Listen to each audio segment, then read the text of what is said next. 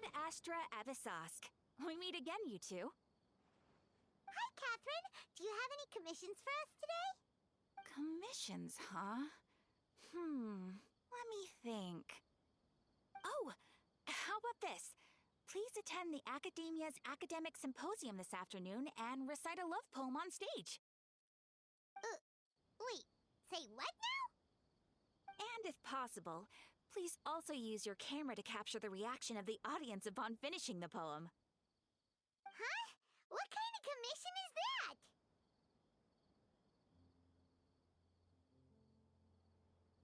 I see. It appears that you're not interested in this commission. In that case, please go to Port Ormos and convince the Eremites there to spend some time volunteering at the local orphanage. Hey, that's not any better.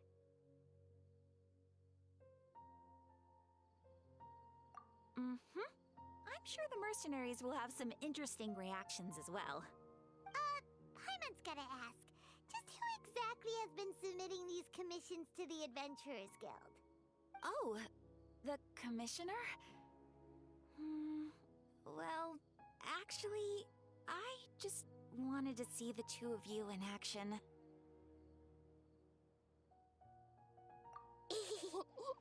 Was it so obvious? I was hoping you would actually take one of those commissions. That kind of chance to observe humans doesn't come by often. Ah, so it's Nahida. Paimon just knew Catherine wouldn't crack those kinds of jokes. When did you get into her head? From when she said, Ad Astra Abyssosque? So it's been you this whole time? Are you done resting up, Nahida?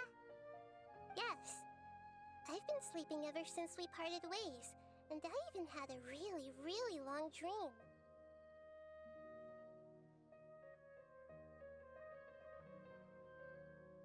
It was another dream about the Sub-Zero's festival, except it was a happy one. In my dream, I was sitting in the middle of a flower terrace, and everyone in Sumeru City was holding hands as they danced in circles around me. They danced round and round, and everyone looked really happy. I also got to sit on a gigantic flower carriage. Ferris, the Knight of Flowers, racing at the children. You know, Nahida, maybe your dream is how the Sub-Zero's festival really should be. It's meant to be a joyous time where everyone gets together to celebrate your birthday. Huh? Wasn't I describing a really happy dream? Why are you both looking at me like that? Wait, could this be an example of the emotion known as pity? No, we aren't pitying you. That would only make everything worse. We just don't want you to feel too sad. By the way, have you had a chance to visit Dunyarzad? How's she doing? The Homianis haven't allowed any visitors after the festival, so we haven't been able to check on her. Yes, I paid her a visit right after I woke up. She was resting at the time. Her condition is stabilized. However, since Elazar is a manifestation of the withering on the human body, we can only cure it by finding a way to take care of Irminsul's own withering. But for the moment, our top focus should still be figuring out what the sages are up to and what they're planning. Right. Who knows what'll happen if they manage to pull off another scheme like the Samsara of the Sub-Zero's festival. So our first priority should be investigating and putting a stop to the sages' activities. As for how we should pull that off, let's discuss it somewhere else. There are too many adventurers around here. Oh, good point. Sorry, adventurers. We're gonna be borrowing Catherine for a little while.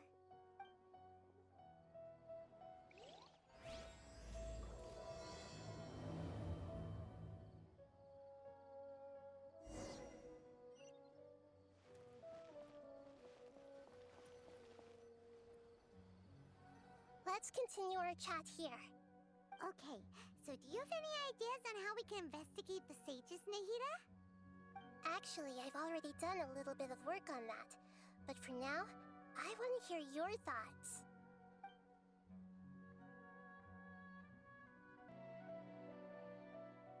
I've already tried that, but all the key members of the Academia, even the core of 30 guards, intentionally avoid wearing their Akasha terminals. It seems that from the very beginning, they've been guarding against info leaks from the Akasha. Of course, it could also be because they're wary of me. Have you already caught the sage's attention? I'm guessing not yet, but distrusting me would make perfect sense if they've ever paid attention to the urban legends about me.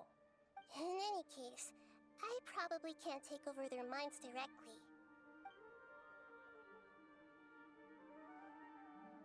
No way, that's too risky. You mean it'd be too easy to get caught? No, it's not that. We shouldn't involve innocent students in this. A single mistake could completely ruin their lives. Doing that would be ignoring the safety of my people for my own selfish goals. How is that any different from what the sages are doing? That's a good point. Spoken like the god of Sumeru. We're in the dark as of now. Since we still don't know anything about their goals, any rash move could tip them off and lead to terrible consequences. After all, every person in Sumeru City is one of their hostages. Are we really out of ideas? Nahida, you're super smart, so you already have something in mind, right? Don't keep us in suspense. Spill the beans already. According to a popular theory from the Bahumana Darshan of the Academia, rejecting impractical motions at the beginning of a planning session will give more weight to the actual proposal. Okay, but aren't you the god of wisdom? You don't have to use that kind of gimmick to make us take your ideas seriously. Well, I've been thinking that if I can't directly possess the leaders, and if I can't get ordinary people involved, then I should find someone who's already involved, but hasn't decided to side with the sages. You're saying we should recruit a spy? That does sound like it could work. Oh, before coming back, we met someone named Alhaitham. He seems like he acts alone, and he likes doing stuff behind the Academia's back. They probably aren't in cahoots. Actually, I already have someone in mind. Do you still remember that female scholar named Setaria? Setaria. Paimon remembers now. Isn't she the one who's always trailing behind the Grand Sage of the Academia? We ran into her basically every time the Sub-Zero's festival repeated itself. You could even say we're old enemies by now. Paimon still remembers the smug and mean way she always spoke to Nilou. I've always liked observing all kinds of people, and Setaria has always stood out from the crowd. She was born in the desert, and was hailed as their greatest genius. Her academic gifts allowed her special admission into the Academia, and also gave her the opportunity to serve as the sage's assistant. Oh, Paimon didn't know she was from the desert. She must be pretty special then. Paimon feels like most of the desert dwellers around the city are working as mercenaries. The name Setaria means star. When she lived in the desert, she shone like the brightest star in the night sky. Later on, she was chosen by the sun. The star was given a place in the daytime sky to complement the sun's dazzling light. Soon after, the star witnessed the sun scorching the earth, which brought forth many disasters. The star began to waver. Instead of staying beside such a sun, wouldn't it be better to return and light up part of the night sky? But in the end, she couldn't give up the radiance of daytime. To cope with her shame, the star buried her guilt and closed her eyes. From the sound of it, Setaria's just hung up on the research opportunities here. But she doesn't really support the Academia. She still feels guilty about not doing more for the desert, right? She's just running away from her problems. Indeed. When they are presented with complex moral issues, many people will simply plug their ears and go with the flow until the problem can't be fixed anymore. She's suppressing a lot of guilt, but before she realized it, she had already become the sage's accomplice. She can't deny her part in their schemes anymore. Right. We must somehow make her face her problems again. That way, not only can we get useful intel from her, but she can also use it as an opportunity to redeem herself. From my past observation, every 10 days to do some shopping in the city. Tomorrow afternoon just happens to be a shopping day for her. That'll be our chance. To prepare, let's go check out some of her favorite spots, and have a quick chat with a few of the vendors there.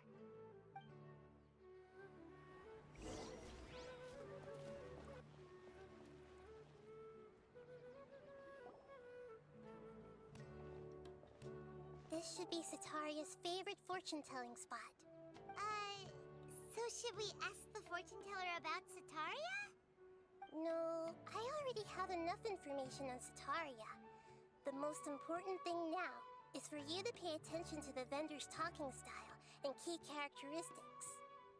Talking style and key characteristics? My poor lost lambs. Have you become troubled over your fates? The divine voice of wisdom often echoes between mine ears. If thou be blessed today by the gods, I may be able to show you the way. Huh? Really? Nahida, you've been whispering things to her? Shh! My friend here has some doubts regarding her future. Can we get a fortune reading for her?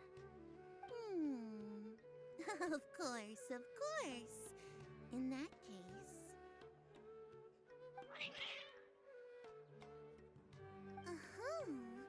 It would seem that Harut and Marut are quite wary of you.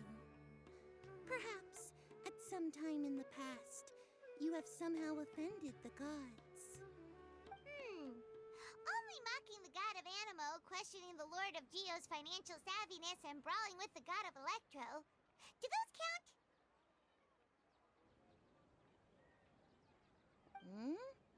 Oh, nothing.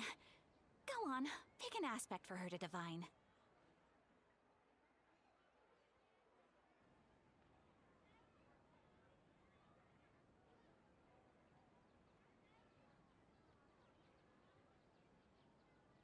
Health prospects. No problem at all.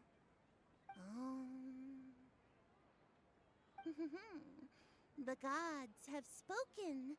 The truth shall be revealed. Your life shall continue on for... impossible. Harut, Marut, did you two spoil my divination? I've never read a fortune so absurd.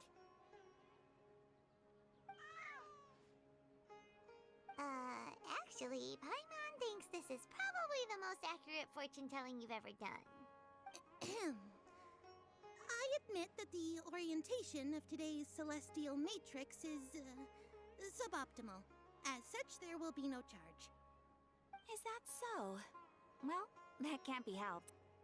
If you were to bring some food offerings for Harut and Marut on your next visit, perhaps they could help you reverse the wheels of fate.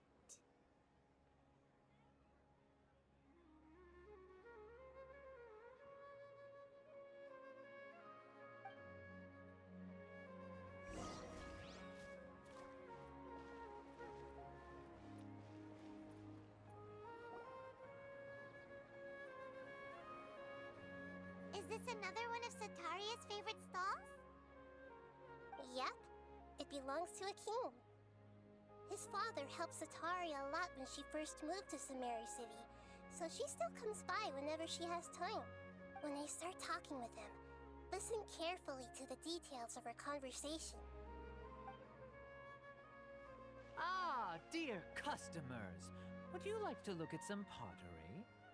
We caught wind of your great craftsmanship, so we specifically came to take a look. Oh, I recognize you. Aren't you Miss Catherine from the Adventurers Guild? Sounds like I'm in for some big business. Speaking of, where did you learn this trade? I suppose you could say it all started with my dad. He's a mason by trade, but I picked up an interest in clay while apprenticing for him. After that, I began making pottery by myself in secret. And I simply changed trades when my works turned out well. Although it's a pity that I'm no longer making much use of the knowledge provided to me by the Akasha. That's nice. You're making a living doing something you love. So is your father still working as a mason?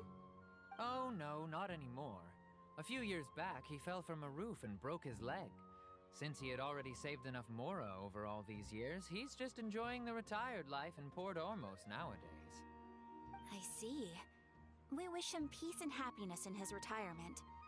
I'll have someone in charge of logistics at the guild come by another day now. No problem. Rest easy, all our goods are sure to meet your every need.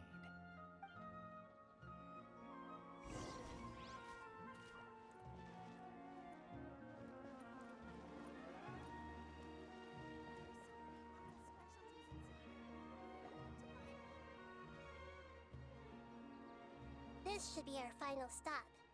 Setaria's always thinking of this restaurant when she's working at the Academia. So she always comes by whenever she's out in the city. Nahida, you've really thought of everything. It's my duty to protect Sumeru's citizens, after all. Hi there. I feel like I've seen you down by the docks before. Huh? Sorry, I don't quite remember. If I recall, you were having a discussion with someone about shipbuilding at the time. Ah, that's right! I've always been really interested in feats of marine engineering. After all, I grew up in Liyue Harbor and spent my entire childhood staring at the ships going in and out of the port. I came to Sumeru to study, but failed to make it into the Academia due to my lack of talent. But I'm still discussing all kinds of problems with different scholars, and I'm continuing to study and perform research from the restaurant's basement. I'm sure I'll get to the Academia after their next round of exams. What an admirable spirit for learning. Amazing! Sure, but you'll find hardworking people wherever you go. So this restaurant has a basement as well? Huh. First I've heard of it. That's right. It's not usually open to patrons. Most of the time, employees use it for breaks or to hold private events. I see. Guess that makes sense. Well, good luck with your studies, Miss Chishan. Thank you so much. As long as I can make it into the Academia as an official student, I'll be happy.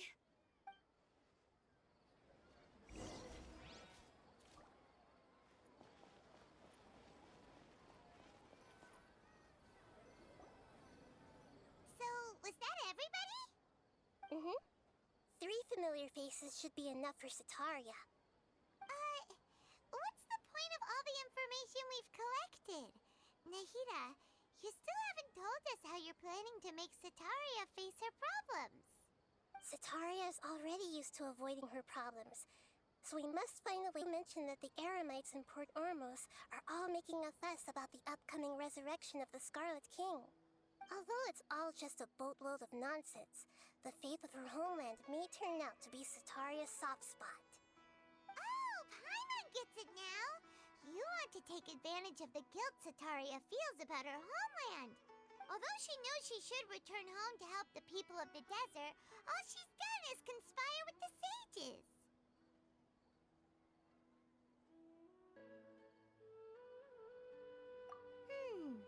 So how do we set that up? Well, the Scarlet King is long gone, and Setaria is also too smart to fall for any simple tricks.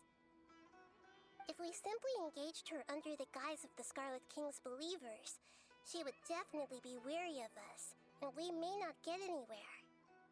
But if we were to borrow some of her close acquaintances to talk with her, her reaction would probably be very different. So, you mean you're going to possess those people we just talked to? Yep. Possess them through the Akasha. Imply that they've already converted to the faith of the Scarlet King, and then convey our made-up will of the Scarlet King.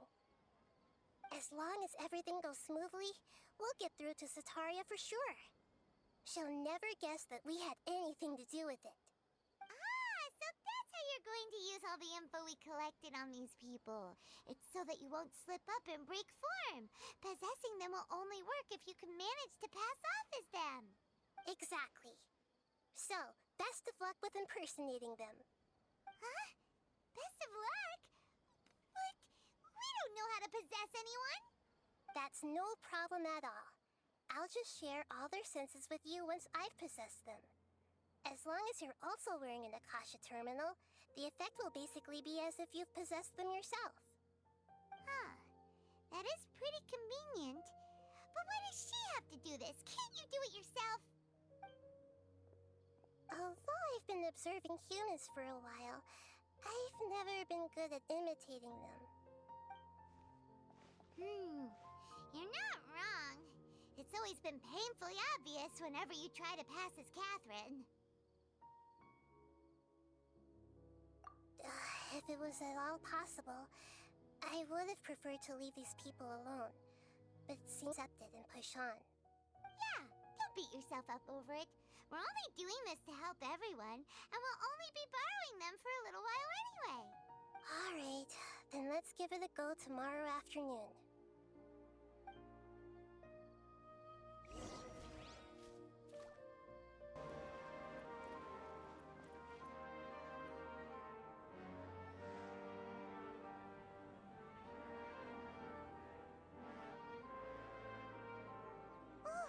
Here she comes. Satori is here. Let's quietly follow her. Once she starts talking to her acquaintances, we'll find a safe spot to begin possessing them.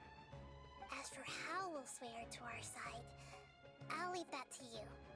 I trust you'll know what to say. Paimon's starting to feel kind of nervous. Okay, let's go. Looks like they've already started talking. Let's find a hiding spot and get started.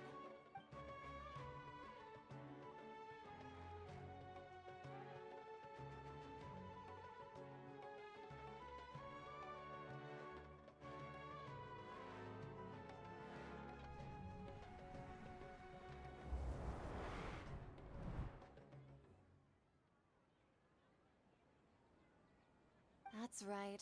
You really can't force anything when it comes to love. And besides, everyone around me has a very different background and outlook. Are you still listening to me, Nabiya? Oh, of course I'm listening. You were talking about troubles with your love life, right? I heard everything you said. Okay then. You just seemed a little distracted for a moment there. Strange. Your cats seem pretty worked up. Is something wrong?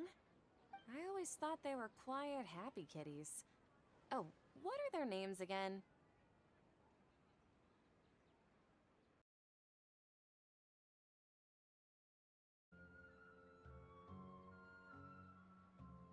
The gods are asking.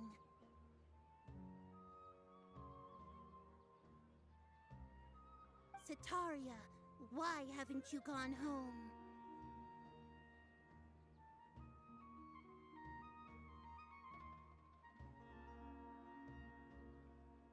Why haven't I gone home? Do the gods really know everything I've been thinking about? Sataria, why don't you just go home? It's a demand now instead of a question. The gods seem to be truly upset. I'm sorry. I know I failed the gods. Please pass on my most sincere apologies and ask for their divine forgiveness. And if I may ask, Nabiya, is there a specific god who's speaking to you right now?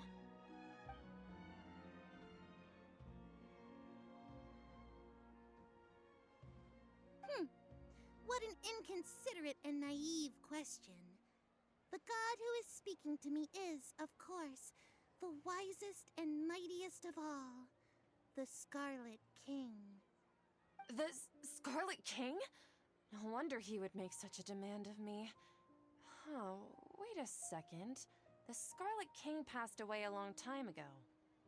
Even though news of the Scarlet King's resurrection has been spreading like wildfire, it's all just a misinformation campaign from the Academia. How can the Scarlet King still exist in real life?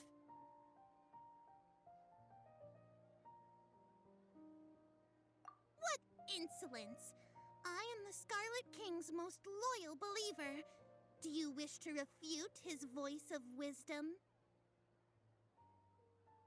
Oh, no. As a child of the desert, I am only reveling in his power upon learning that his divine glory has touched even this city. I will think very carefully about his demand of me. I'm sorry. I must go now. Wait!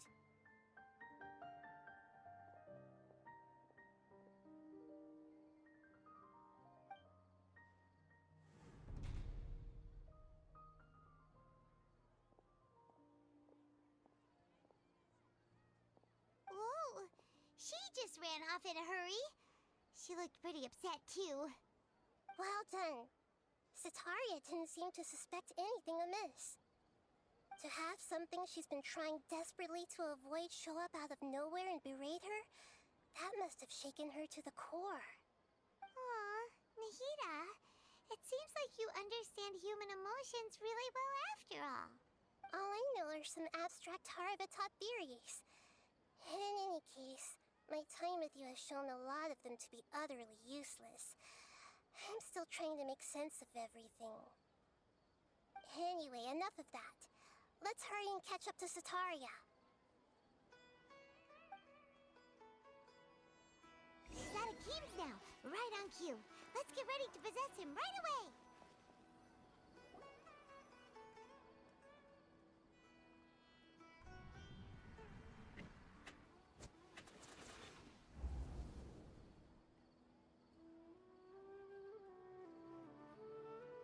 It's okay.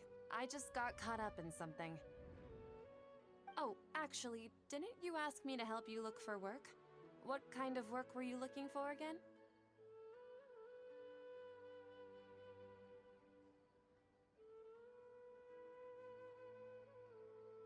Oh, right. Your old man's craft. How could I forget? Speaking of, how's he doing? Is he feeling any better?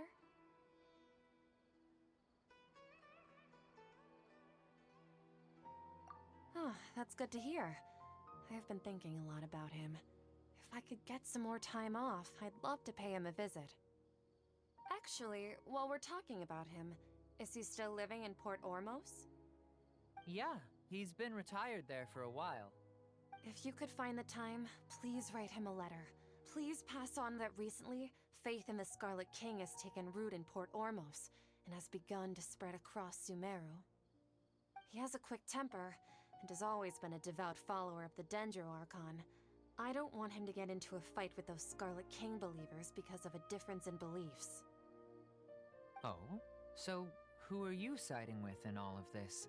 The Academia or the Scarlet King?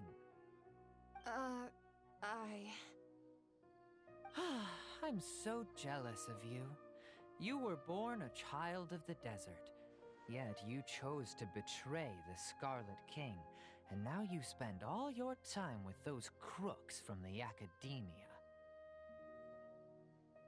Akeem, you don't mean you've also become a believer of the Scarlet King? What's so strange about becoming a believer of the wise Scarlet King? In fact, aren't you the strange one? The one who still can't pick a side? Can't pick a side? Me? Whoa! Paimon had no idea you'd be so good at this.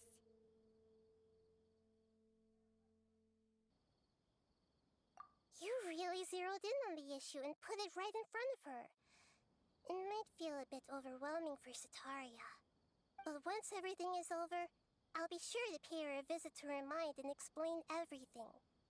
Anyway, let's keep going.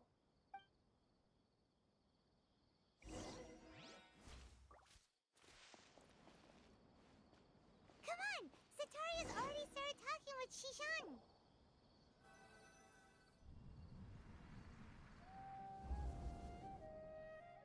So, Shishan, have you noticed anything weird in the city lately?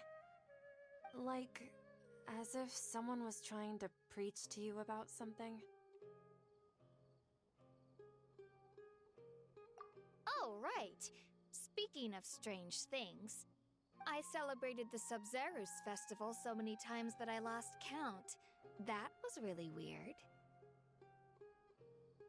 Wait, how could you be aware of that? That should be impossible. Nothing in the report indicated anything like that. Are you still failing to realize that the Academia's lowly tricks could never deceive all of Sumeru's citizens? Gee, Sean, don't tell me that you've converted to the Scarlet King as well! What an absurd question. You make it sound like I should be ashamed for becoming a believer of the Scarlet King. In reality, shouldn't you be the one who is ashamed? You, who worked side by side with the Academia and treated people as nothing more than experimental subjects? Please, please stop!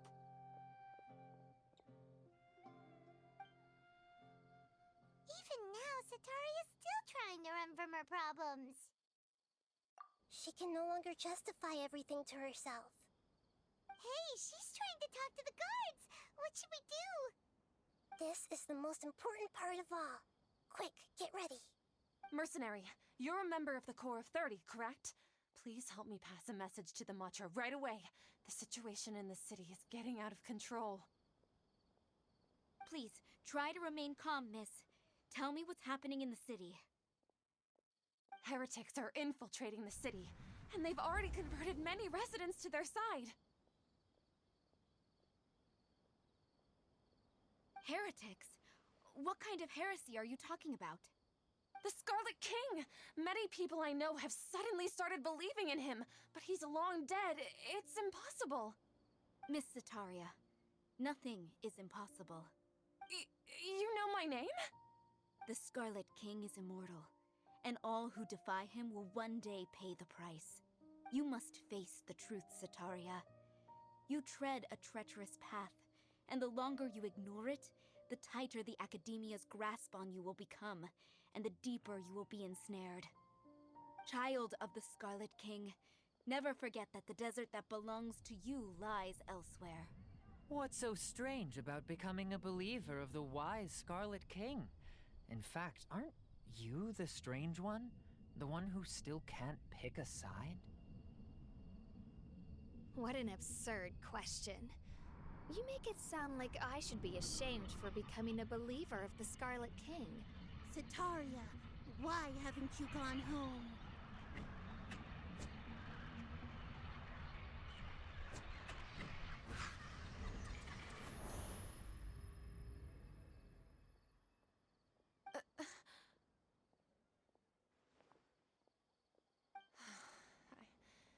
It seems that no matter where I run, I only keep finding more believers of the Scarlet King.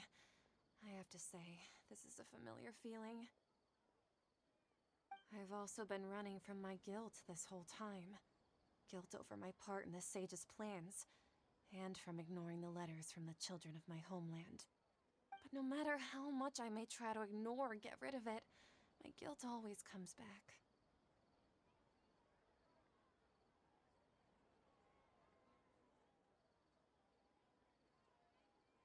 You won't necessarily lose your research opportunities by facing the truth. Besides, did you really want to conduct your research while carrying such heavy feelings of guilt? How do you know me so well? Are you truly just a believer of the Scarlet King? Or are you the god himself? That's not important. The important thing is to pass judgment on the Academia and its sages, and to correct their mistakes. If you could provide some assistance in this matter, perhaps it could serve as a form of atonement. I've actually never believed in the gods, but I've always believed in serendipity.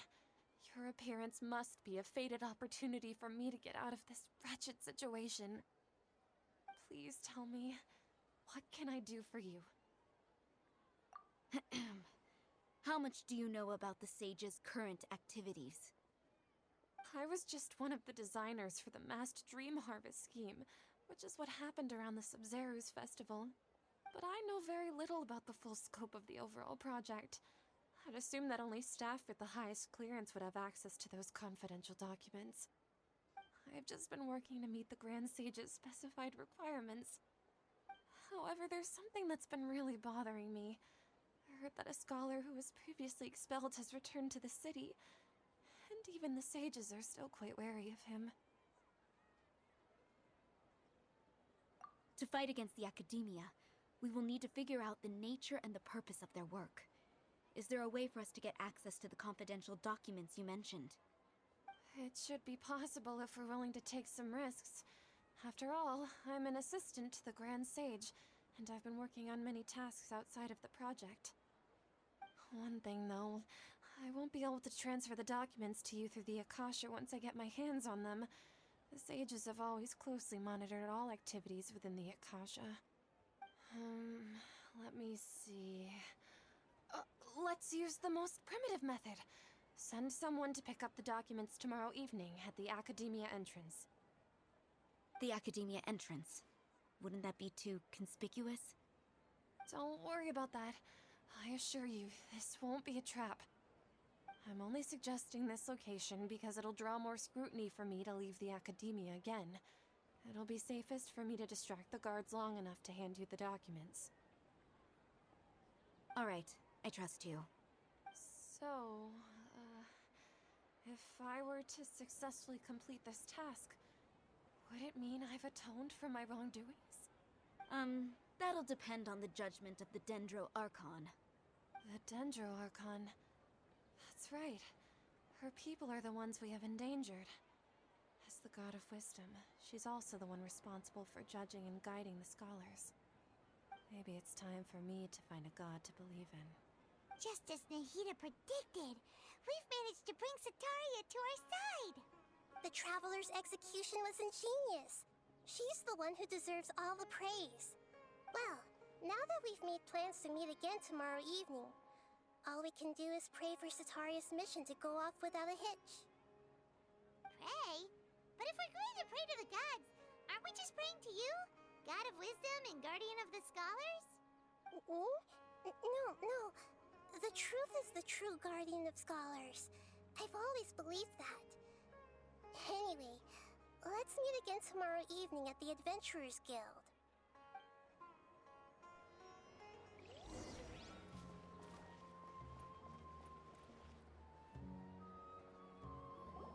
Catherine, we're here! Oh, you are the other Catherine, right? That's right. I suppose I'm the other Catherine in your mind. Shh! We're on a secret mission tonight, so we need to protect Catherine's identity.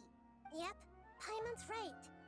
We cannot fully rule out the chance that the meetup tonight is just a trap. If something were to happen, my existence may be the only trump card we'll be able to play.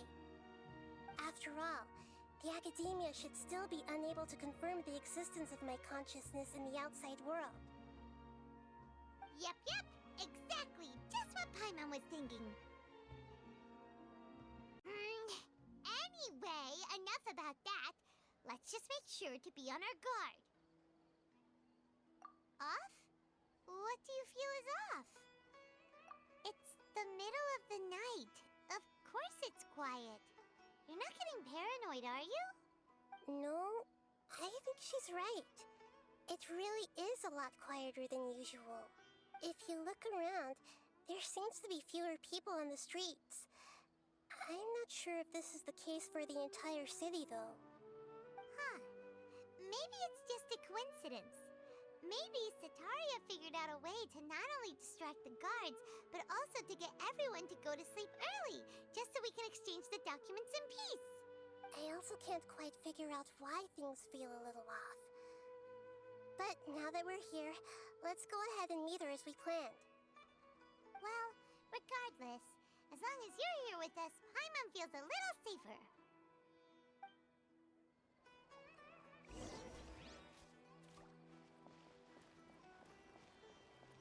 Huh. There really aren't many people out right now. Let's hope it'll be this quiet in front of the Academia, and that Sataria managed to distract all the guards.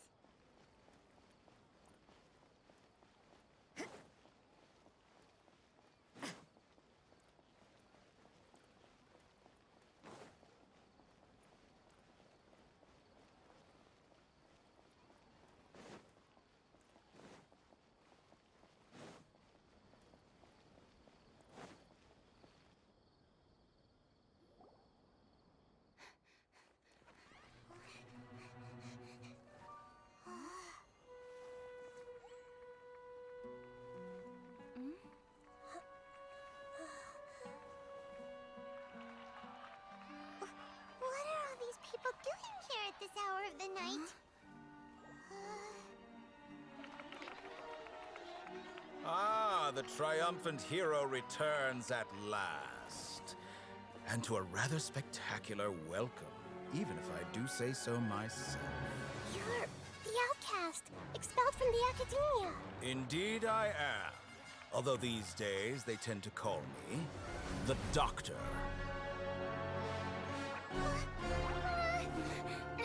If you're looking for your researcher friend, she has already been taken into confinement. With some basic caution, she could have discovered the listening device on her person. Clearly, she lacks the degree of...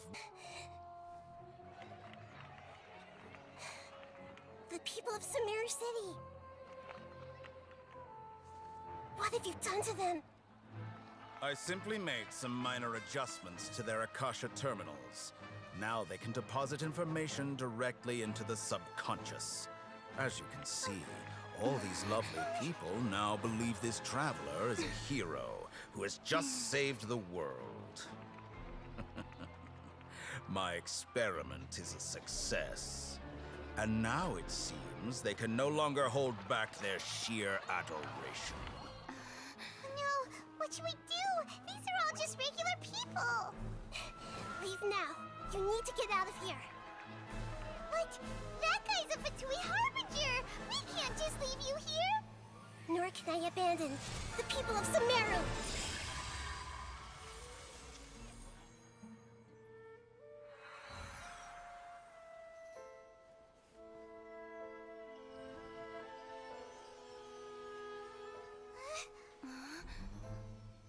Don't worry.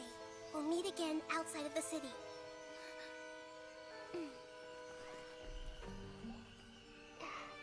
I see. You appear to have overridden their mental faculties with your own consciousness. To possess such a powerful mind, you must be the God of Wisdom.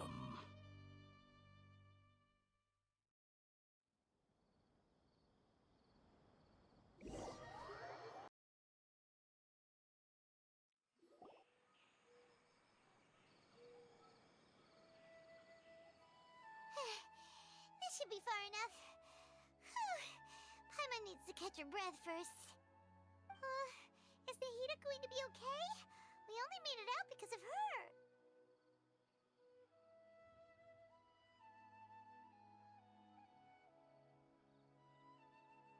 Paimon wasn't counting on running into a new Harbinger here, let alone such a high-ranking one. That guy was number 2. So scary. He called himself the Doctor. Remember, Tainari told us about him. Sataria did say that someone who once got expelled from the Academia came back recently. And that even the sages are wary of him. Yep, sounds like she must have been talking about the Doctor.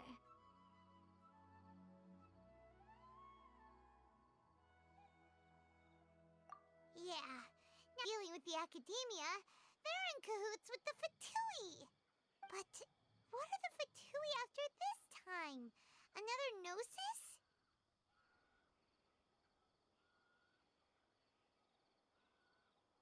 Yeah, things would be a lot easier with Nahida's help.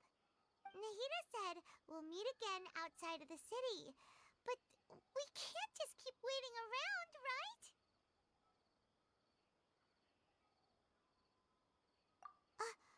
You mean... Oh, right! Wasn't he invited by the sages to work on some project when we were staying with him in the Vidia Forest? That has to be the same project! Even though he turned it down at the time, he might still know something. There's no time to lose. Let's go to Gandharvaville!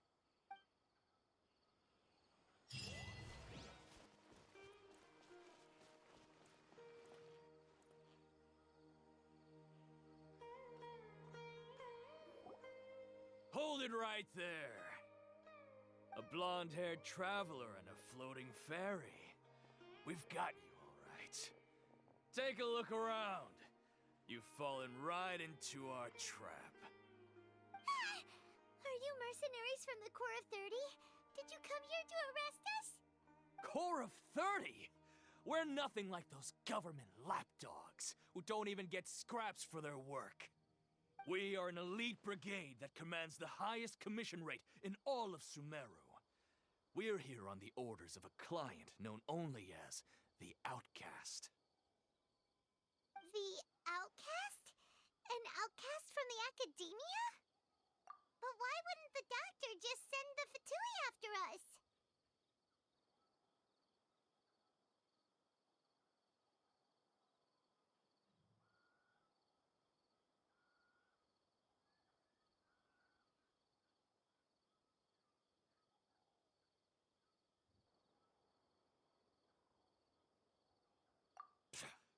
Still wasting time on idle chit-chat.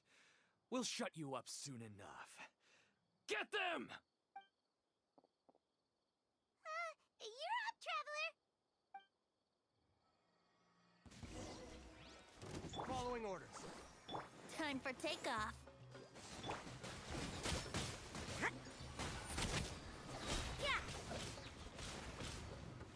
Yeah! Lights out. Let's play! Yeah! I'll be back. It isn't over yet! Here comes reinforcements!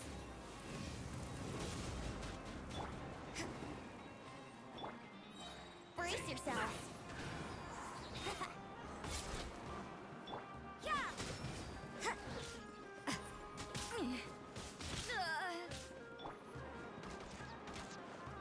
Think you can get away? Tricks up your sleeve.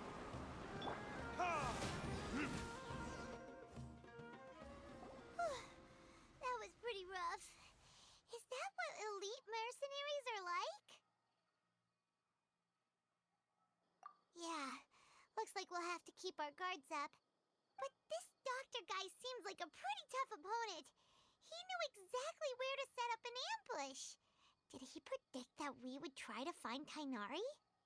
Going up against smart people is tough. Anyway, let's keep going.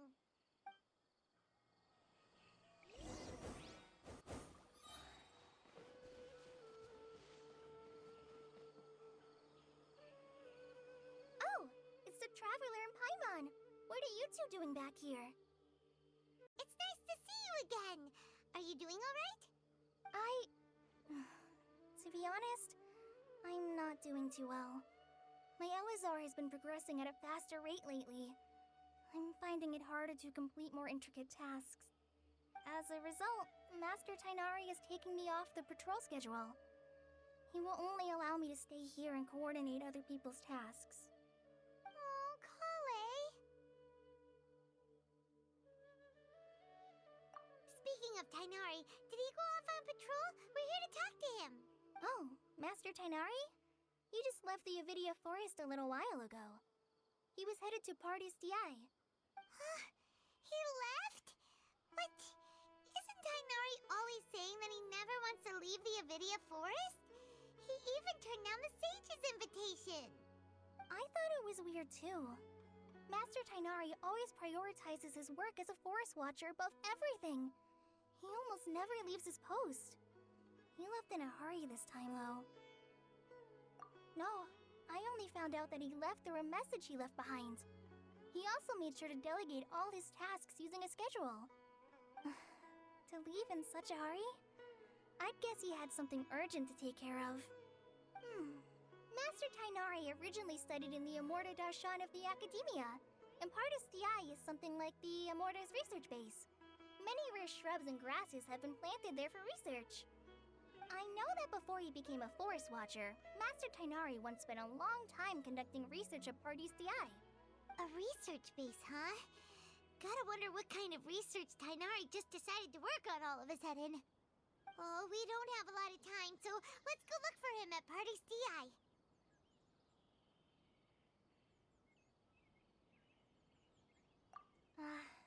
Don't worry. I'm fine. I'm used to living with Elazar by now. If you run into Master Tainari, please send him my regards. Got it. Will do. See you later, Kale.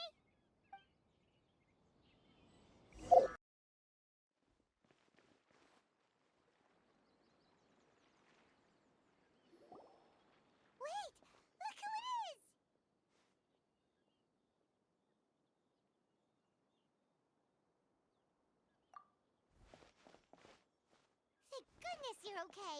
We were so worried about you. Actually, it's very smart of the Traveler to be wary of me right now. After all, the doctor has shown that his technology can apparently even control human minds. Plus, it's not like you could have known what happened after we split up and I was facing the doctor by myself. Even a pool of stagnant water after a torrential storm can occasionally pass as a patch of sky.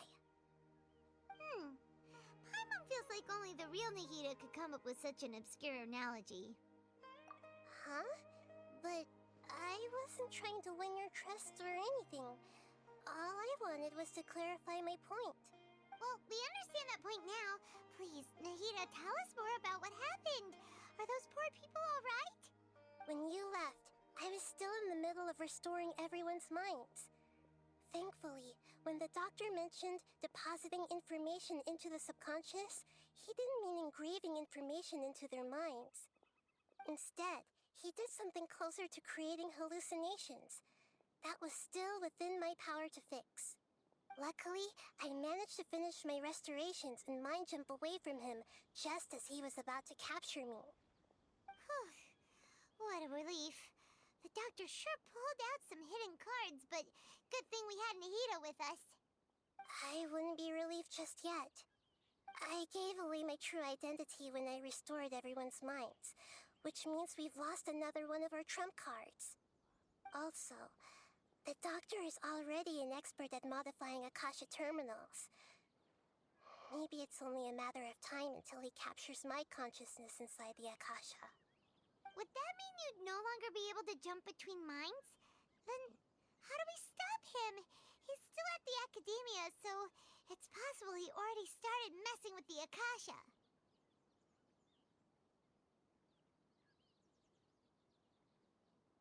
Ugh. It feels like he's toying with us. What a nasty piece of work.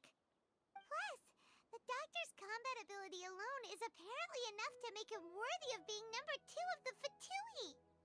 We shouldn't give up hope just yet. Let's try to find another way to attack this problem.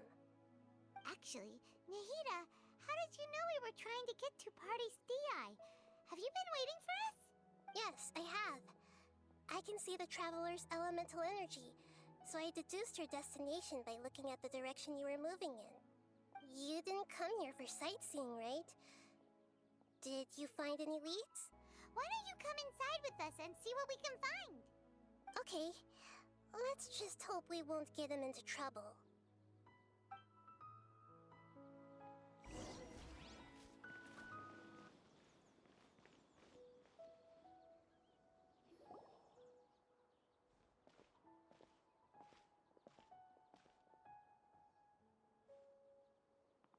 Traveler? It is you! Ah, the voice! It's Hypatia! Ah, what a pleasant surprise! It's so nice to see the two of you again. Who's this? She's a scholar we met in the Avidia Forest. When we last saw each other, she was still training in the... what's it called? Satyavada life? Oh, I see. That's right, we're old friends. You've come at just the right time. Ever since I've come here, hardly anyone has even talked to me. Hypatia, you're way too excited about this. Actually, for you to leave the Avidia Forest means... you're not in training anymore?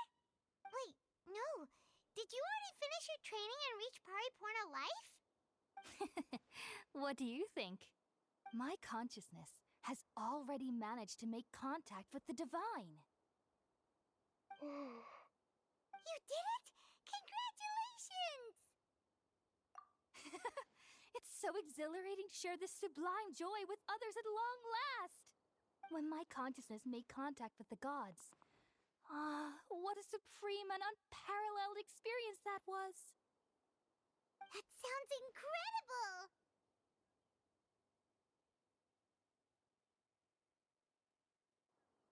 Oh, all right.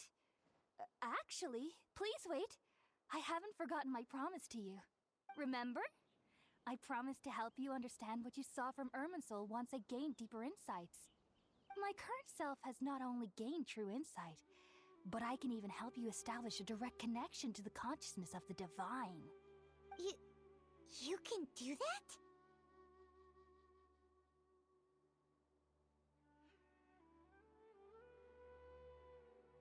I've never heard of anything like that, but if you want to give it a try, I'll do my best to protect your consciousness during A crucial part of the ceremony.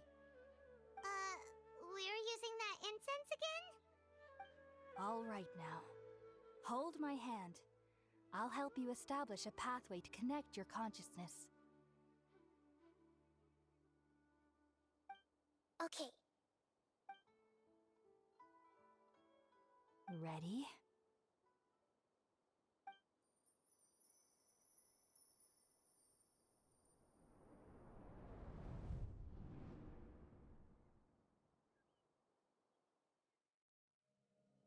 It took 3 betrayals for me to finally understand. The world is just an elaborate tapestry of lies. My fury will never be quelled. The first to betray me was a god. My creator. My mother. Valuing strength above all, she saw no worth in me and I was discarded. The second was a human. My family. My friend. Consumed by fear, he saw me as an abomination. The third was one exactly like me. A hope for the future. A fledgling barely out of the nest. Powerless before his mortality, he broke his promise to me. Humans, they can't be trusted. And the gods fill me with pure loathing. So I said good riddance. I denounced the world and laugh in its face. My chest will never again be defiled by worldly filth. I will scrub away every last trace of human emotion. Then it will be empty, a blank slate, and ready to receive a supreme gnosis, brimming with pure divinity.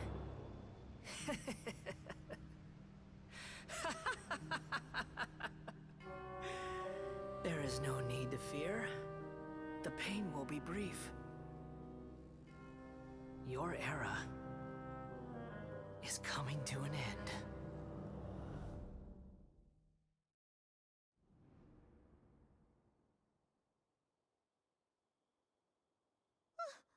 What was that?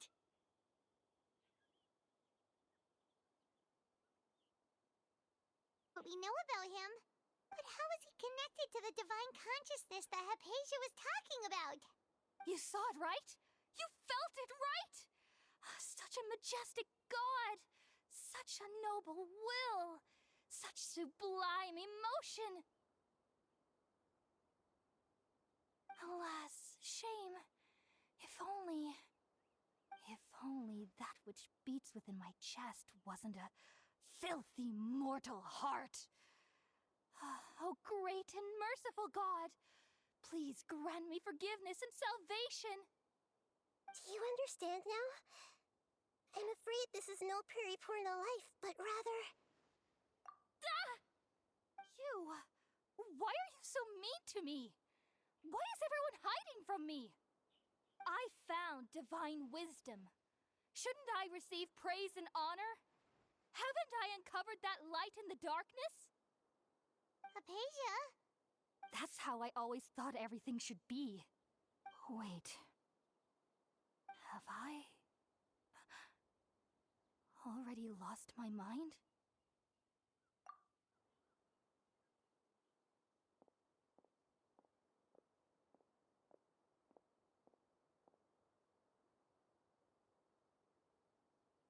Wait, something isn't right.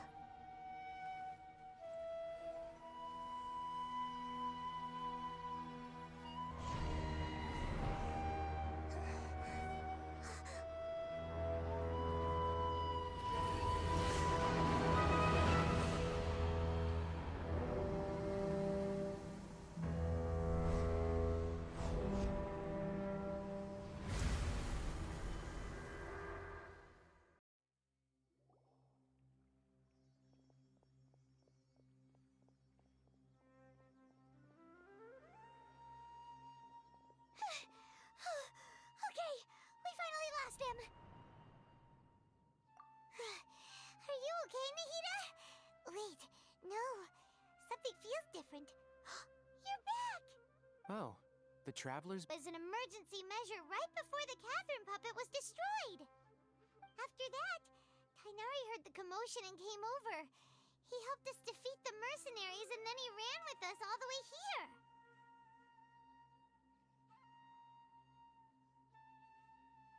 What? You swapped places? You mean your consciousness also went into Nahida's body? Wait, then where is Nahida's consciousness? Where is she now? I never imagined that an individual's consciousness could be transferred around like this. Had I not seen it with my own eyes, I would have never believed it. I don't think this can be achieved with current human technology. Also, while we were running, the consciousness in your body told me to pass on a message. She said, "The doctor has found a way to trap my consciousness, so I can't journey with you anymore. But even in a moonless night, a shower of starlight can still drown out illusions and lies." Oh no! Nahida's trapped in the sanctuary of Surasthana for good this time. Was that message all she left for us? It's pretty vague.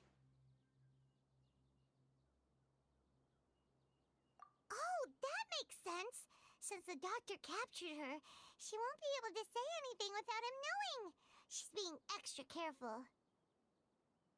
Even in a moonless night, a shower of starlight can still drown out illusions and lies. Huh. Paimon knows the moon illusions and lies are from the alchemical divination at the Sub-Zero's festival.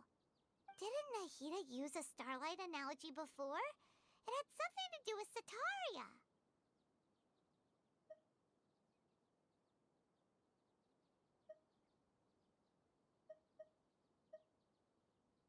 Oh, that makes a lot of sense. Huh. Do you think Nahida was telling us to go find help in the desert? But she isn't with us anymore. Think we'll be okay? Paimon, you said Sanctuary of Surasthana, correct? Does this mean that this Nahida you're talking about, the consciousness who was occupying the traveler's body, is the Dendro Archon? Your guess is correct, but the situation's a bit complicated, so it's really hard for us to explain right now. That's all right. A scholar's curiosity doesn't need to be appeased right away. I've spent some time with you, and it looks like the Dendro Archon's also on your side. So, I trust you. Thank you, Tainari. Oh, actually, we came here to ask you a question. What do you know about the project that the sages have been working on? That. While I was indeed invited to join that project, the sages were always secretive about its scope and goals, so I eventually declined. All I know is that the project has something to do with the restoration of Irminsul. Huh? Did you see something when you were in Nahida's body? What? Do you have any evidence?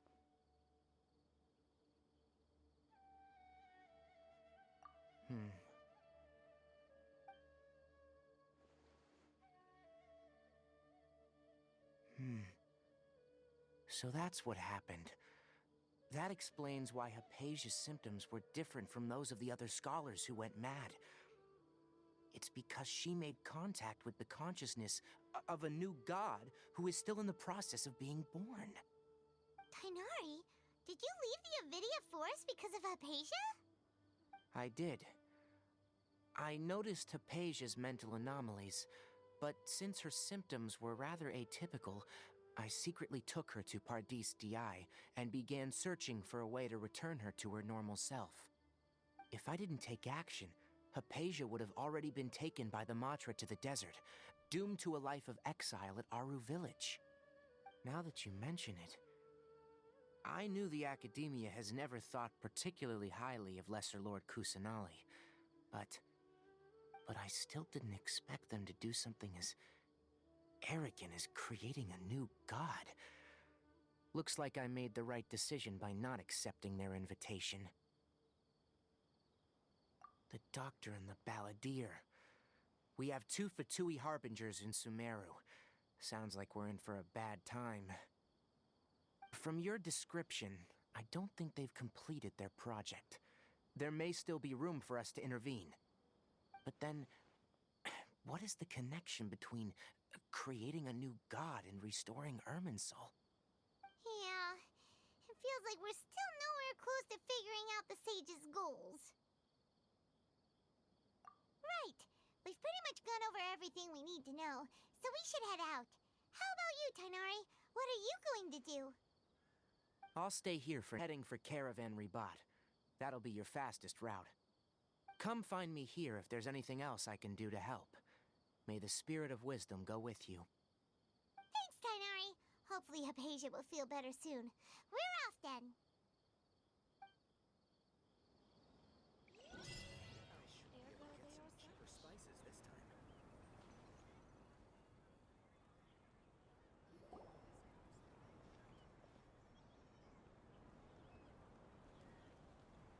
We finally made it to Caravan Ribat. It's pretty lively here. So, just past this wall is the desert, huh? Oh, wow. Paimon remembers hearing people call this the Wall of Samiel. It's made to block sandstorms from the outside.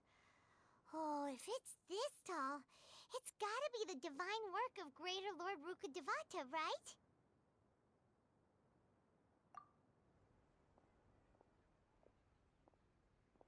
Enough gawking.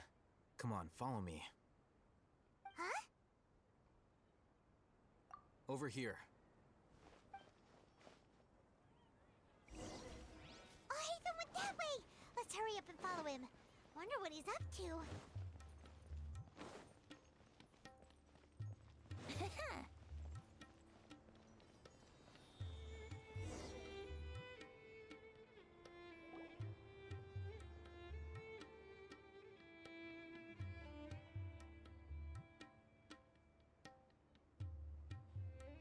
What the?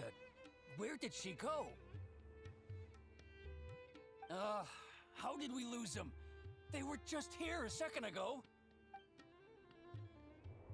More Eremite mercenaries? Who are they working for this time? Anyway, Traveler, it seems like we were being followed again. You were too careless.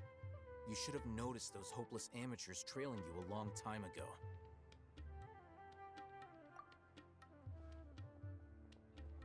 There's no need to thank me. I've never cared to keep track of personal favors. All I did was correct a mistake I happened to come across. It's a habit I developed at the Academia.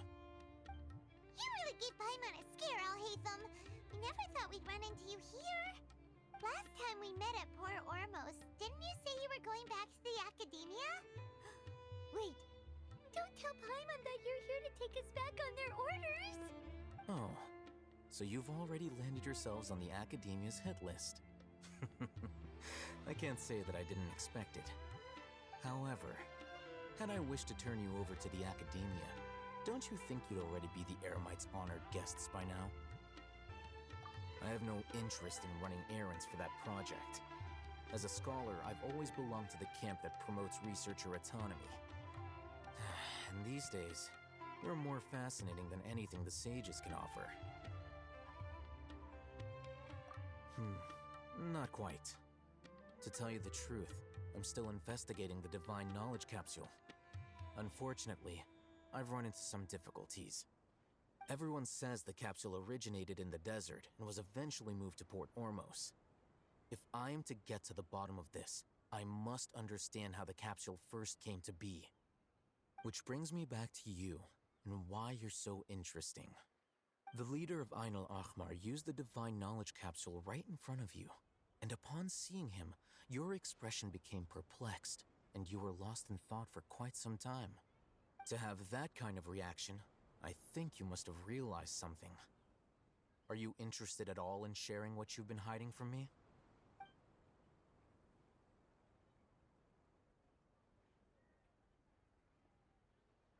Alhaitham, you really have a ridiculous eye for detail. What kind of person even notices or remembers stuff like that?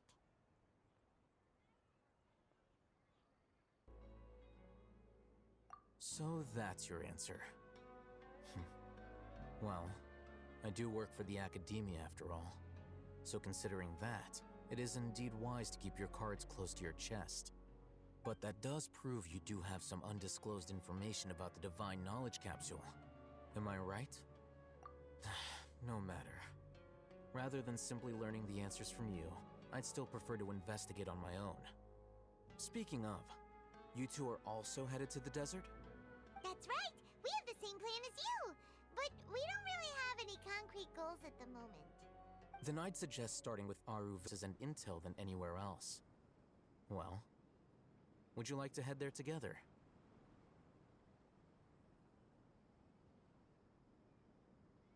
It's always better to travel with someone you know. Let's go!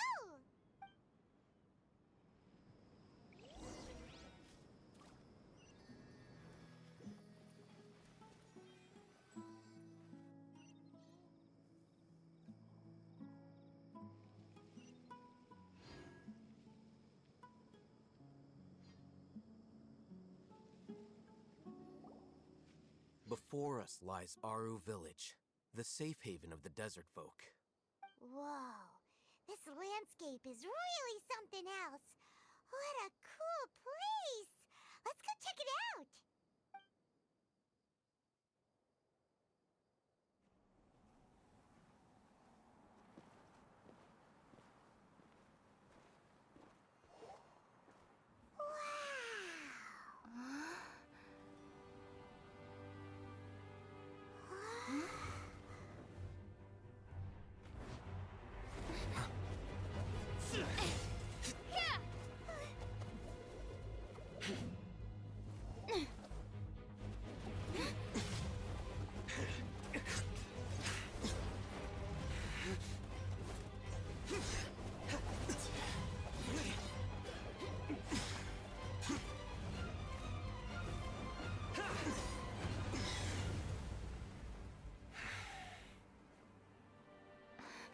Sino.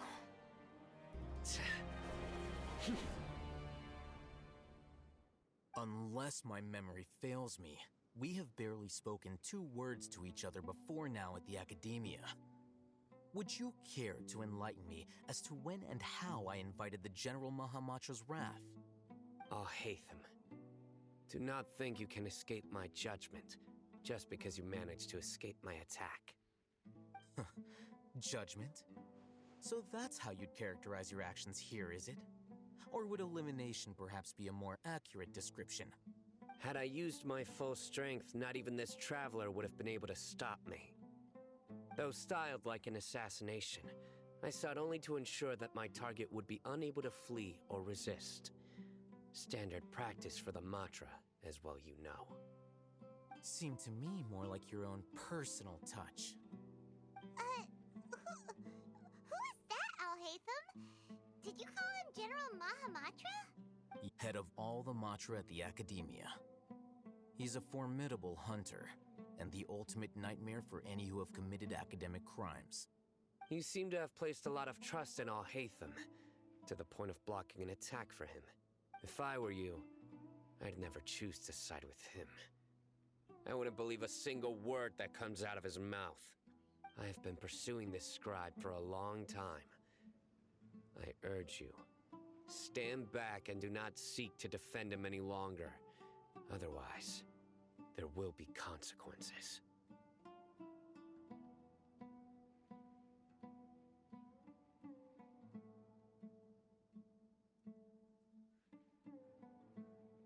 Has Alhaitham done something wrong? Hyman doesn't think he's as bad as you've made him out to be. I won't waste my breath explaining things. Alhaitham, I saw it during our fight. Take it out. The divine knowledge capsule you're hiding on your person. Unless you want me to retrieve it for myself. Very perceptive of you. Nothing escapes a Matra's senses. Wait, the divine knowledge capsule? Didn't it fall into the Matra's hands in Port Ormos? No wonder you speak with such confidence, Sino. But I must admit, I'm very curious. what does this capsule mean to you? And why, as General Mahamatra of the Academia, are you all alone in the desert? As far as I'm aware, the other Matra have been speculating about your disappearance. Have you been given a mission that's, let's say, morally dubious? If I was the real target of your mission, what was stopping you from simply using your authority and resources to judge me within the walls of the Academia? I should have known you'd be difficult to deal with. You two! Ugh! What should we do, Traveler?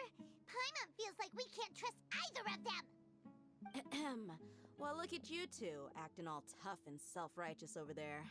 Wait, Dia?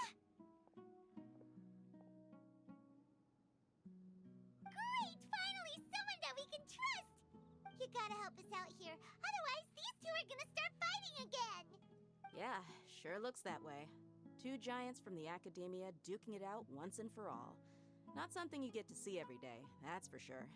Listen, I know you academic types love to and virtues over each other, but how dare you bring your petty disputes into the safe haven of Aru Village? It seems like someone's gonna have to beat some sense into your thick skulls until you finally learn to respect these grounds.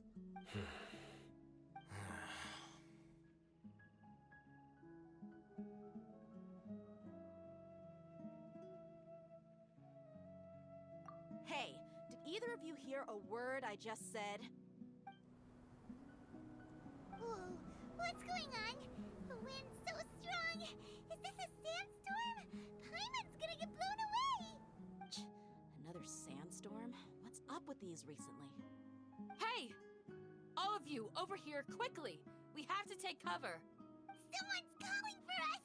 Oh, this wind is too strong! Let's get over there! That sounded like Candace.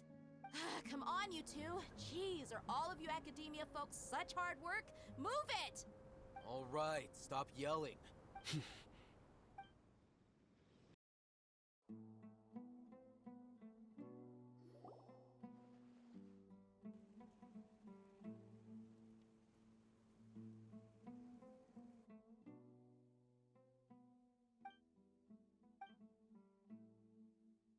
Well, this is pretty awkward. Hey, wanna play sardines with three people who wanna tear each other limb from limb? Sure, why not? Sounds fun.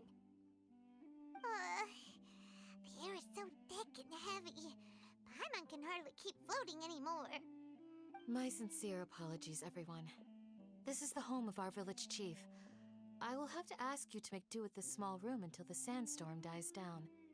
Please, let me introduce myself.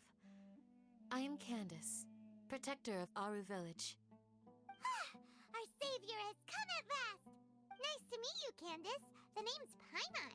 Thank you so much for helping us. There's no need to thank me. It's only right to help each other when the weather gets rough. Wow, she's so gentle and caring, like a nice older sister. Unlike those guys over there. All right. Now that we're all better acquainted, we should return to the topic at hand. As a guardian charged with the responsibility to protect my fellow villagers from harm, I was observing your conflict from afar, even before the sandstorm started.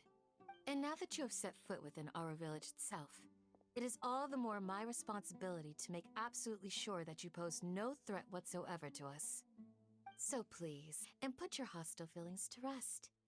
If anyone dares to start anything again while they are under this roof, I will not hesitate to send them out for some quality time with the creatures of the sandstorm.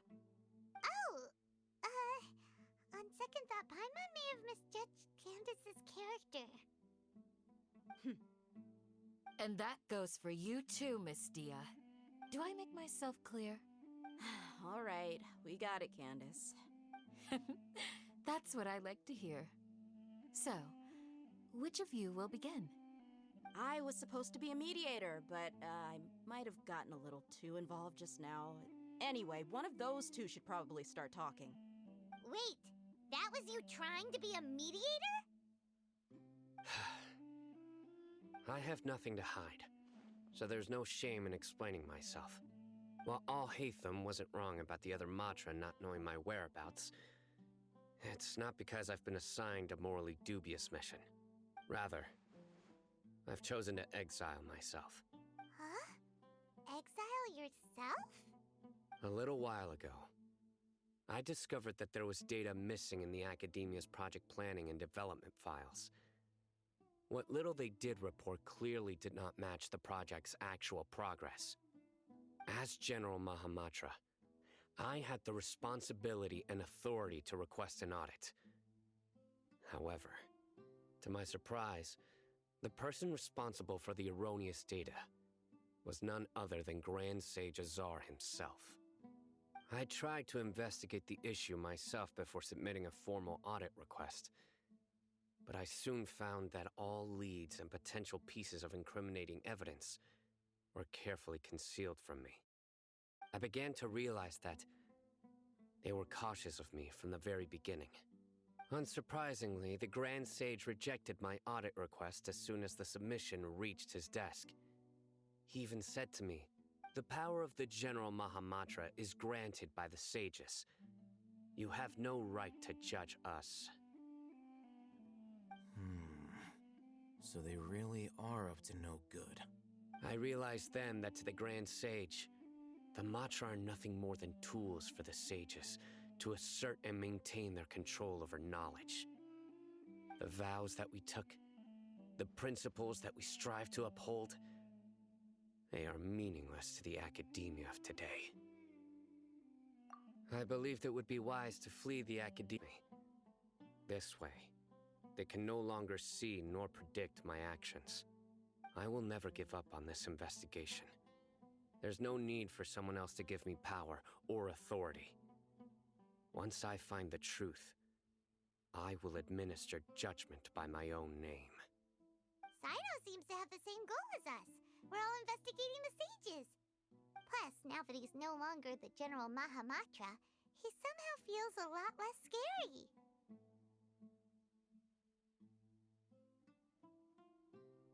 Well, Sino, if that's your story, then why did you see Alhaitham as a target? When I was investigating the matter in the academia, I overheard a conversation between Alhaitham and a sage. The sages asked you to investigate a blonde-haired traveler. Do you dispute this, Alhaitham? What?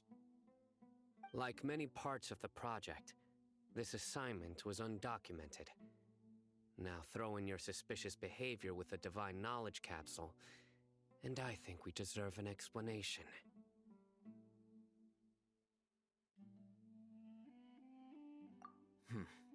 Yes. I was indeed tasked with investigating the Traveler. Alhaitham! After all, the promised reward was so great that hardly any scholar could have refused. The sage told me, once you've completed this assignment, I can give you a glimpse of divine knowledge. A most enticing offer. Unfortunately, those academics don't know me at all. Their words contained one key piece of information, namely that divine knowledge indeed exists. That gave me all I needed to know. From my perspective, the sages are far from trustworthy. Think about it.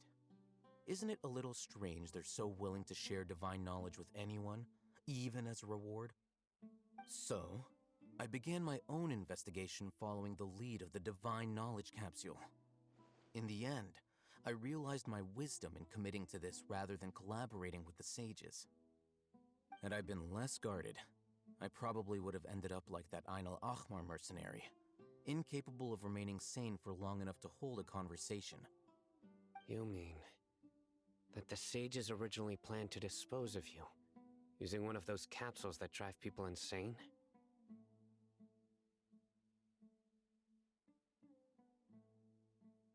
I'd already given up the academia I was waiting in Port Ormos for you to appear so they wouldn't suspect anything.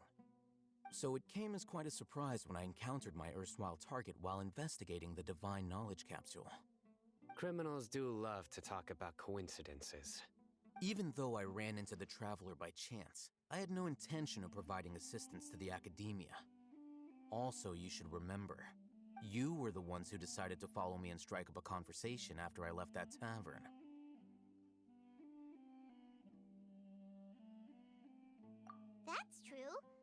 Alhaitham helped us out at Caravan Rebot as well. Maybe he's telling the truth.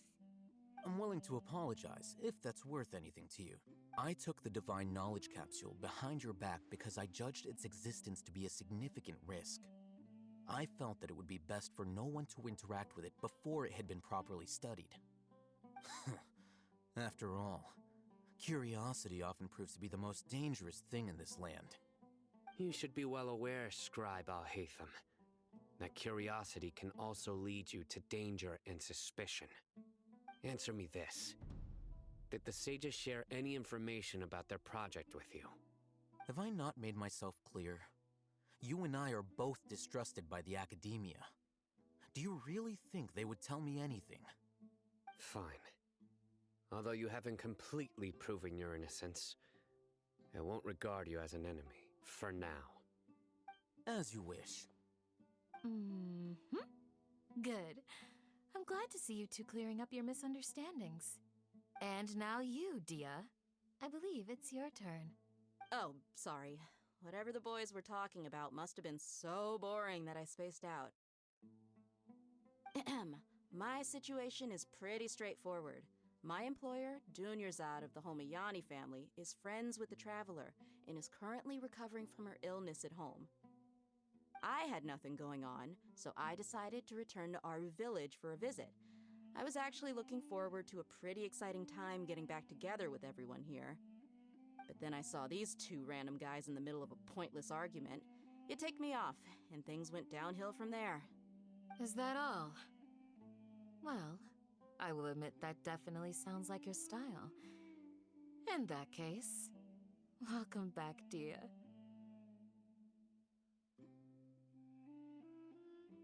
That's more like it. I missed you all so much, Candace. Whoa! What was that? You're no longer at each other's throats. Please make yourselves at home. I'll take a quick trip outside to clear out some of those creatures in the sandstorm. Creatures? In the sandstorm? Are you sure you don't want some backup? Fighting in a sandstorm is not for the faint-hearted. Anyone without extensive training in these conditions is at a disadvantage.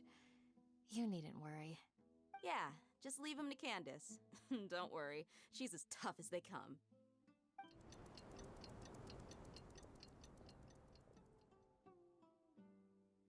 The winds died down. That means the sandstorm's over, right? Candace still isn't back yet, though. Is she alright? Maybe we should go out and check on her. When you put it that way, even I'm starting to feel a little worried. All right, let's go. We've been here long enough, and the boys are as chatty as the floor.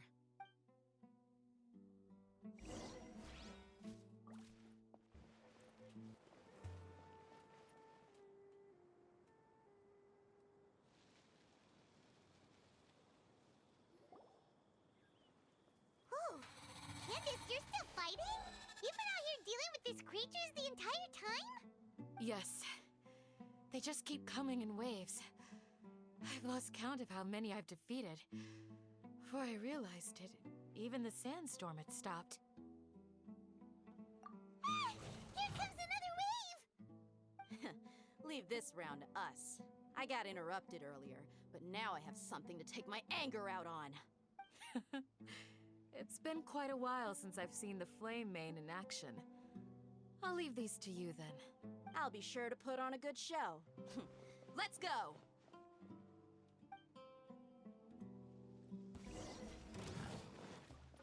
I'll protect us. Lights out. Time for takeoff.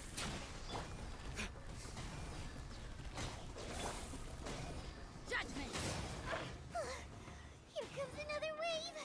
When are they ever gonna let up? Yeah. Yeah. Brace yourself. Yeah. You can't run. Let's dance. Shiver.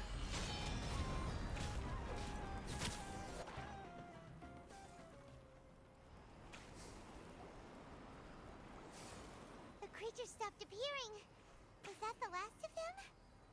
What we fought just now was probably the aftermath of the sandstorm. So we should be safe for the time being. Well fought, everyone. No injuries, I hope. Huh? Who are you? Ah, my apologies. I haven't had a chance to greet you yet. I had my hands full taking care of the village's elderly and children. I am the chief of Aru Village. Everyone usually calls me Uncle Anpu. For some time now. May I ask if such sandstorms are common? I can't say they've always been common, but recently the storms have become increasingly severe and frequent. Besides sandstorms, we also occasionally get earthquakes. According to an investigator who stayed in the village a while ago, these unusual natural phenomena are related to the withering of Irminsul. Another effect of Irminsul's withering. So, Irminsul's withering causes withering zones in the forest, and sandstorms and earthquakes here in the desert? Everything in the natural world is inextricably connected to Irminsul. These regional symptoms can indeed be a reflection of Irminsul's present state. Everyone in Aru Village needs to take good care of themselves. Speaking of which, why haven't I seen a single village keeper since I got here? Village keeper? Who are they? Village guards like Candace? Does your curiosity know no bounds? Village Keeper is how Aru Village refers to mad scholars exiled here by the Academia. Most of them are scholars who lost their sanity after a period of training in the Avidia Forest. The Academia believes that their crazed mutterings may have a negative effect on the psyches of other scholars. So, they're forcibly exiled to the desert.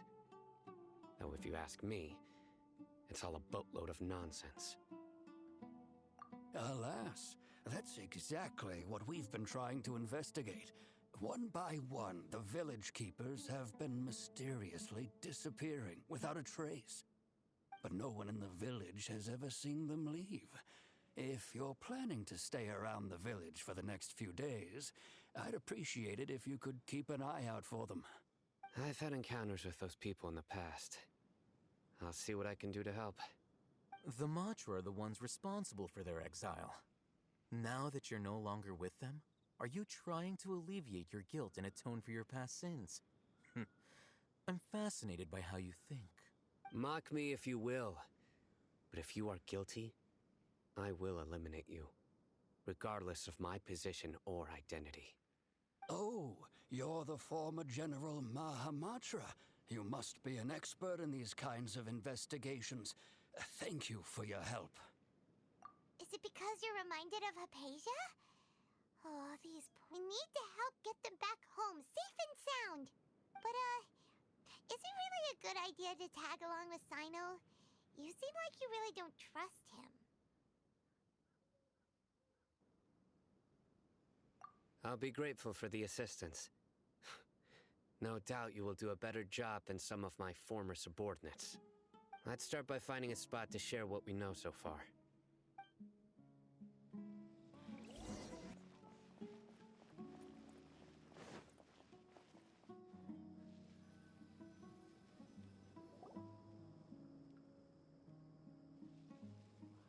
Although I've sent myself into exile, I'm still doing essentially the same things as before. Do you still have any questions for me before we start our investigation? One of my former subordinates told me that this title has its origins in a strange incident. The Academia has long exiled mad scholars to Aru Village. A mysterious phenomenon exists here. When mad scholars first arrive, they are as incoherent and deranged as before. But after spending some time here, they invariably begin to calm down. Initially, the people of Aru Village greatly resented having to take in the mad scholars. But a strange incident one night changed that. Aru Village was struck by the strongest earthquake in living memory. Seeing buildings on the verge of collapse all around him, the then chief of the village was preparing to take everyone to safety. Suddenly, he noticed a mad scholar crouching in a corner, caressing the ground with his hands. A soft, green light radiated from him, like a divine glow against the backdrop of night. Despite the powerful tremors that ripped through the ground that night, all the houses remained upright, almost as if they had grown roots reaching deep into the ground.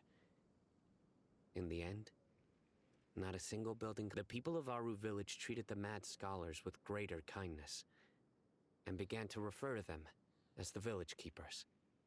A soft green light? A mad scholar protecting Aru village?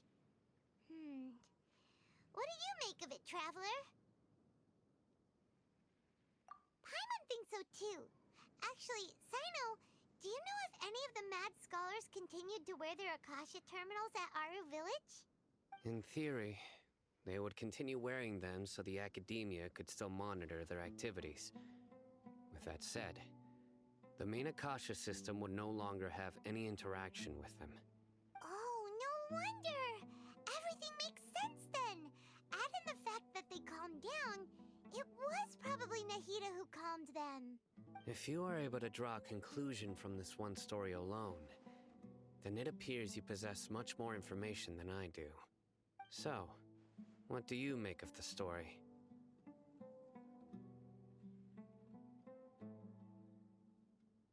Really? Lesser Lord Kusanali. What? You don't believe us? Lesser Lord Kusanali was definitely using the Akasha to give her power to the mad scholars! No, it's not so much that I don't believe you.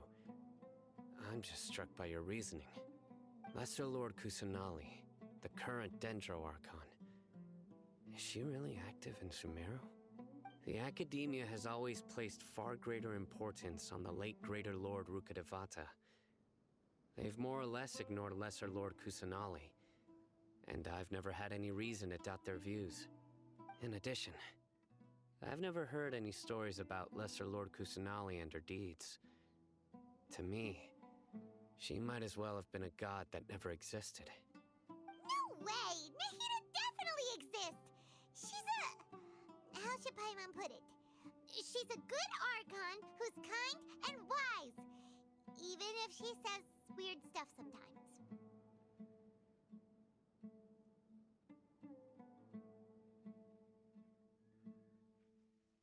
I've spent many years interrogating criminals, so I can easily tell when someone is lying. Good! Then you should know that we're telling the truth! That look in your eyes. I've never seen that from a liar. You two really must have met Lesser Lord Kusanali. How can been amongst us this entire time?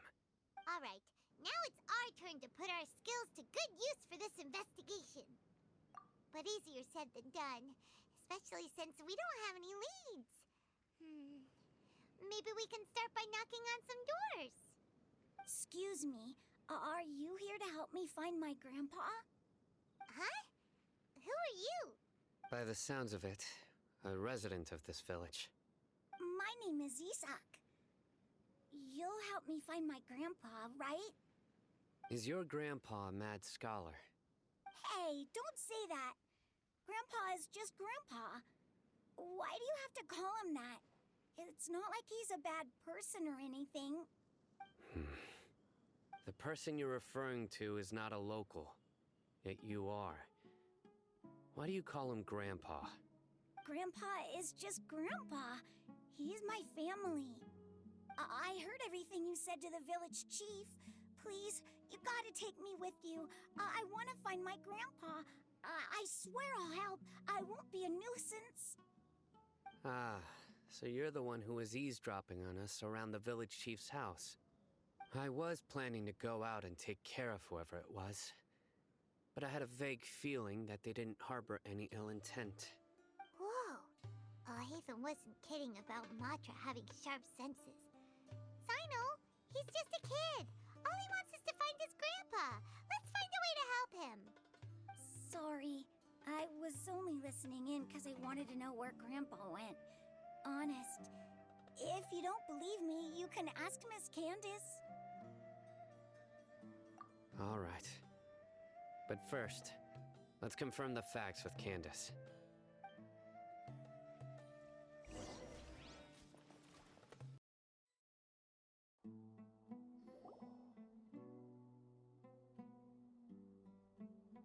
Sino is super vigilant. Is this what all the Matra are like? Ah, you're back already. We just wanted to confirm something with you. Do you know a boy by the name of Isak? I had a feeling he'd go looking for you. Huh? You knew this would happen? Yes. Although he tried his best to stay hidden, I still noticed him eavesdropping outside the window. He really wants to get his grandfather back. Isak's parents were both Eremite mercenaries who rarely returned to the village after finding employment in the city. He was raised by his grandfather. Unfortunately, it was only a few years before his grandpa passed away. Isak was still very young at the time, so various families in the village took turns caring for him so he could survive.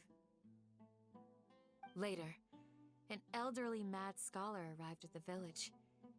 Isak thought the scholar bore a striking resemblance to his grandfather, and thus often spied on the man. However, the scholar was unkempt in appearance and incoherent in speech. Although Isak referred to the man as his grandpa, he was afraid and didn't dare to approach him. One summer night, the oft mumbling and bumbling grandpa suddenly calmed down and seemed to become more lucid. He even noticed Isak hiding in the distance. So Grandpa walked up to Isak and patted him on the head. He even took Isak to the entrance of the village, where he patiently taught the boy the names of the stars, and accompanied Isak until he fell asleep. The next morning, Isak woke up and wanted to go find his grandpa again, only to realize his grandpa no longer recognized him. However, even so, Grandpa retained his calm expression. It's said that those who saw the scholar claimed he no longer appeared to be crazy, but appeared to be living in his own world, almost as if he were sleepwalking. Isak was thrilled that his grandpa was able to find peace, and would follow him all the time, asking him things like, "Grandpa, want me to take you somewhere fun?" Or, "Grandpa, could you tell me stories about the stars again?" All this somehow just makes Paimon feel really sad. It seems like they both deserve so much better. Perhaps. Nearly everyone who lives in the desert has. But even so, we must still continue on with our lives. It's also my reason for fighting. I must continue to protect this land.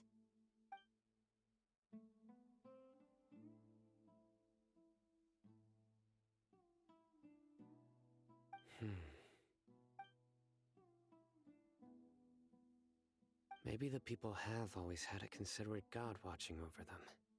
Huh? What did you say, Sino? No, nothing. As long as Isak keeps his word and doesn't get in our way, we can take him along.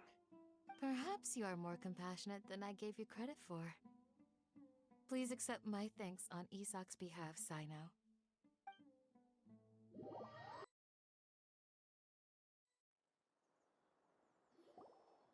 Hey, Isak! Oh, it's you guys! We've cleared everything up! Let's go find your grandpa! Really? Wow! Thank you so much! Yeah! All right. Let's ask the local residents some questions first.